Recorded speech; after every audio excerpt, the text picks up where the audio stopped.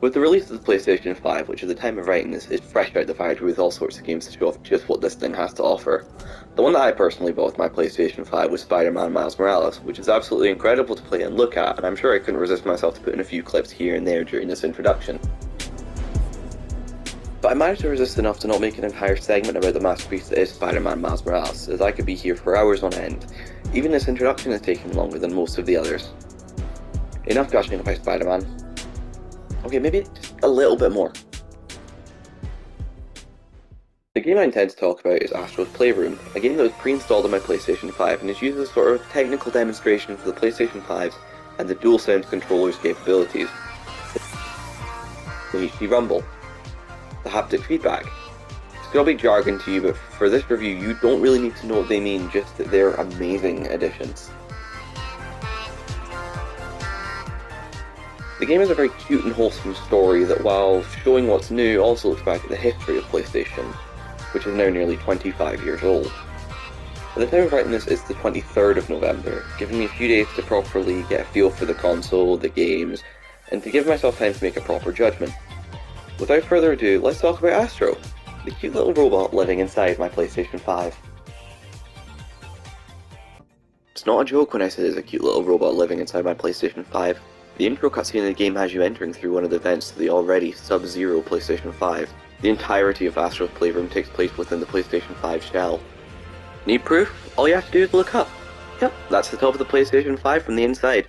This hub world is the gateway to the 4 main levels: Cooling Springs, GPU Jungle, SSD Speedway, and Memory Meadows, as well as another location I'll be coming back to later called PlayStation Labo.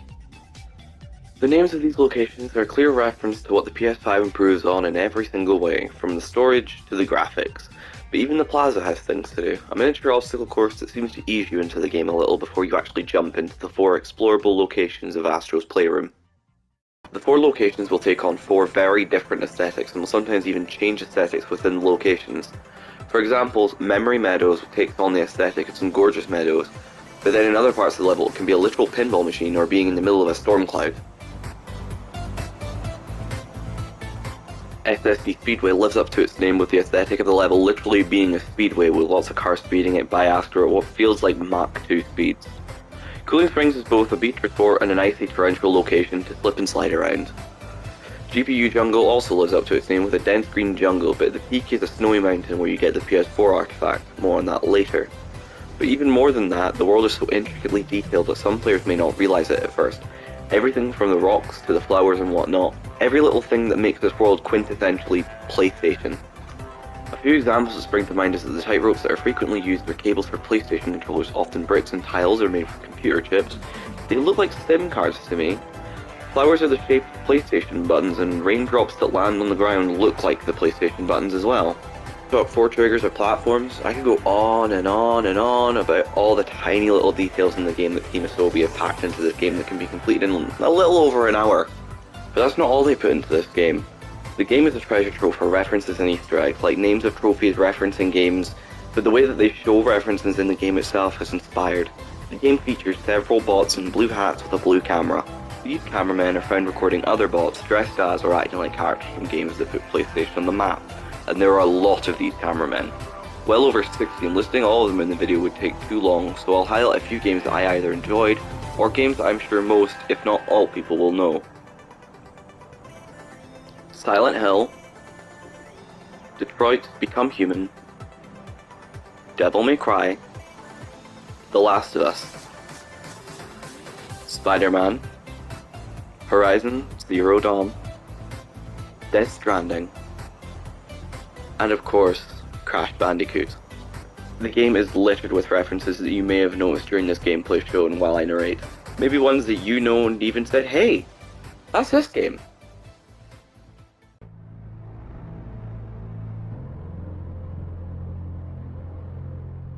This is honestly what I believe to be the best boss battle in any game I've seen in a long time, not because it's particularly difficult or innovative, but because it's historic to the brand of PlayStation, as well as showing how far they've come since 1995, or in this case, 1994.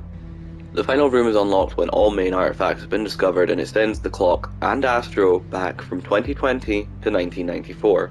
Astro is nothing but a black space with some platforms and a TV with the original PlayStation.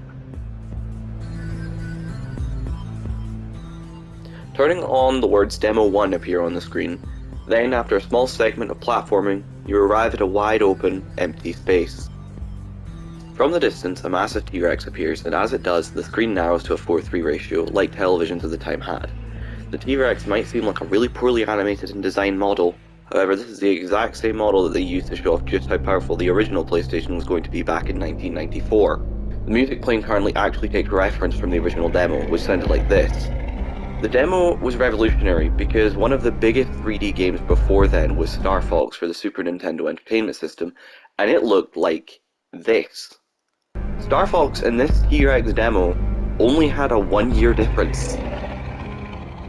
The boss is in no way difficult, but just when you think it's over and Astro's having this adorable little victory dance, the player sees the demo T-Rex is gone and in its place is the Mecha T-Rex. It's bigger, better, badder, and in every way, more impressive. Not only that, but the screen size returns to the widescreen, the background is now fully animated, it's raining, and everything the rain lands on reacts accordingly. The metal of the Mecha Rex's body is reflective. Anything that can be improved on, has been improved on, using 25 years worth of research and upgraded technology. Again, Mecha T-Rex is not a difficult boss to complete, almost the same as Demo T-Rex, with only a few additional attacks and steps, and just like that, it's over. You win. And I felt somewhat saddened. Part of me was thinking, what? That's it? It's over already? But the game rewards you for your efforts. But more on that in the conclusion.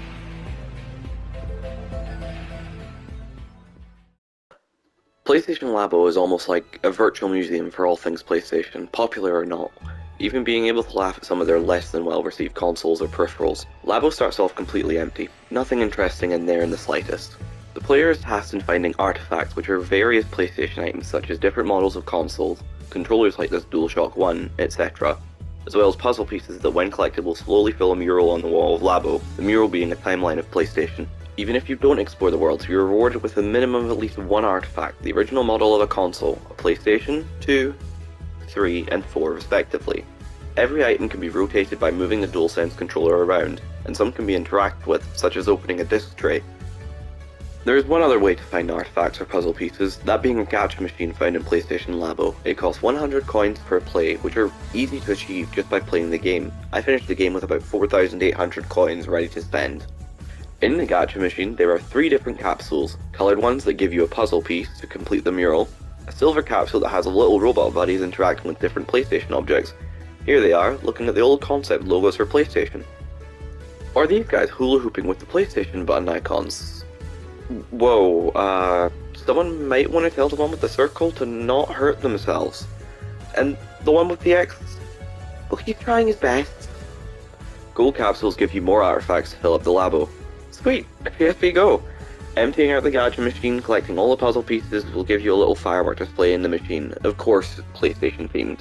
Is it any surprise at all that Sony wants you to recognise and feel the nostalgia of looking through their back catalogues of consoles and peripherals? There's so much to look back on, so much that I didn't even remotely know about. I thought the PSP went straight to the PS Vita. There's so much to look at and it's so intricately detailed. I could gush for hours just looking around and interacting with what's in this small room packed full of all things PlayStation. The phrase is thrown around with nearly every single review of this game that I've seen, because it's true. Astro's Playroom is a love letter to everyone.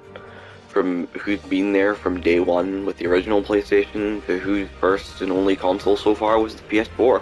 Or maybe even the PS5 is their first console.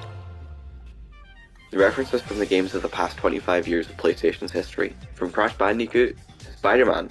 Yeah, I brought him back. Any chance I can, I will.